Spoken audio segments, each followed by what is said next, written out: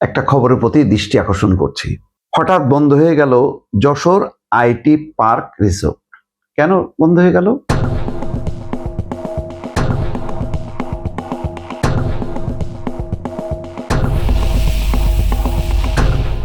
এই প্রতিষ্ঠানের যেই উপর প্রথম আলোর যে রিপোর্ট বলছে এটা লাভজনক প্রতিষ্ঠান। এটা আগে একটা লস প্রজেক্ট হিসেবে ছিল, কিন্তু যেই কোম্পানিকে এটি পরিচালনার দায়িত্ব দেওয়া হয়েছিল তারা এটাকে লাভজনক পর্যায়ে উন্নীত করার পরে এখন সেখান থেকে চুক্তি বাতিল করে নতুন প্রতিষ্ঠানকে দেওয়া হচ্ছে, বা চুক্তিটা আর নবায়ন করা হয়নি। তো এখন একটা কোম্পানি সেখানে ইনভেস্টমেন্ট করলো, সেটা লাভজনক পর্যায়ে নিয়ে আসলো, তো সেটা কেন বাতিল হবে? কেন অন্য একটা প্রতিষ্ঠান, যেটা প্রতিষ্ঠিত প্রতিষ্ঠান, যারা এটা লাভজনক প্রতিষ্ঠানে উন্নীত করলো, তাদেরকে বাদ দিয়ে আরেকটা প্রতিষ্ঠান কেন? এখানেই হচ্ছে গন্ডগোলটা এবং এখানে হচ্ছে ঝামেলা। নতুন দেখবেন যখন নাকি কেউ দায়িত্ব পায় তখন তারা করে কি, নতুন তখন কিছু জোটে, মক্কেল জোটে, তারা এসে বলে যে এটা বাতিল করেন, এটা বাতিল করলে এটা হবে, নানা রকম ম্যানিপুলেশন করতে থাকে। আমার কথা হলো, এখন যারা দায়িত্বে আছেন তারা তো একেবারেই অস্থায়ী। এগুলো হলো পলিটিক্যাল গভর্নমেন্টের জন্য ছেড়ে দেওয়া উচিত ছিল।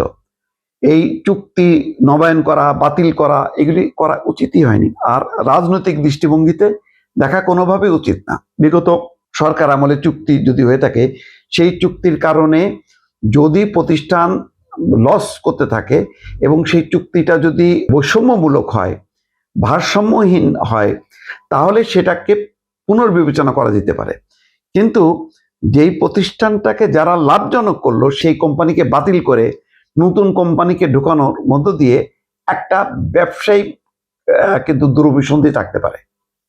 এখানে কোনটা ঘটছে আমি জানি না, কিন্তু রিপোর্টটা পড়ে আমার যেটা মনে হলো, যে যেভাবে বাতিল করা হলো, যেভাবে অন্য একটা কর্তৃপক্ষের কাছে তুলে দেওয়ার পায়তারা করা হচ্ছে, এটা কোনো ভালো লক্ষণ না।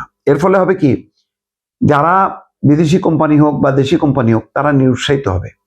কারণ তারা তিলে তিলে কষ্ট করে ইনভেস্টমেন্ট করে সেটাকে লাভজনক করবে, আর অন্য একটা সরকার বদল হইলে অথবা অন্য কোনো কর্তৃপক্ষ দায়িত্ব পাইলে আগেরটা বাতিল করে নতুন একটাকে ঢুকাইতে হবে, এই মানসিকতা থাকলে বিনিয়োগ নিরুৎসাহিত হবে।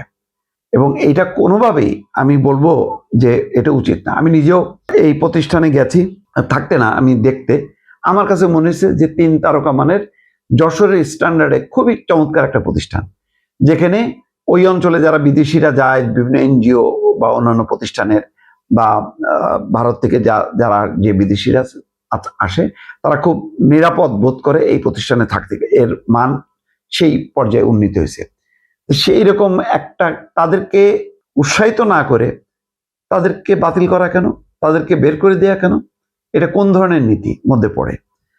এটা আমি মনে করি যে অবশ্যই এটা উচিত না। কারণ একটা প্রতিষ্ঠিত কোম্পানি, একটা প্রতিষ্ঠিত সেট আপ, সেটাকে ডেভেলপ না করে সেটাকে বের করে নতুন আবার একটা সেট আপ ঢুকানো, তারা বরং অন্য কোনো, তাদেরকে দায়িত্ব দেওয়া হোক অন্য নতুন কোনো জায়গায়, যে তোমরা সেটাকে ডেভেলপ করো।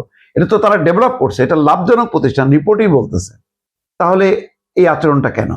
এগুলি কোনো ভালো কাজ না। এখান থেকে ভালো কোনো শিক্ষণীয় বিষয় হইতে পারে না। আর এই পলিসি যদি চলতে থাকে, এটা ডিজাস্টার হবে।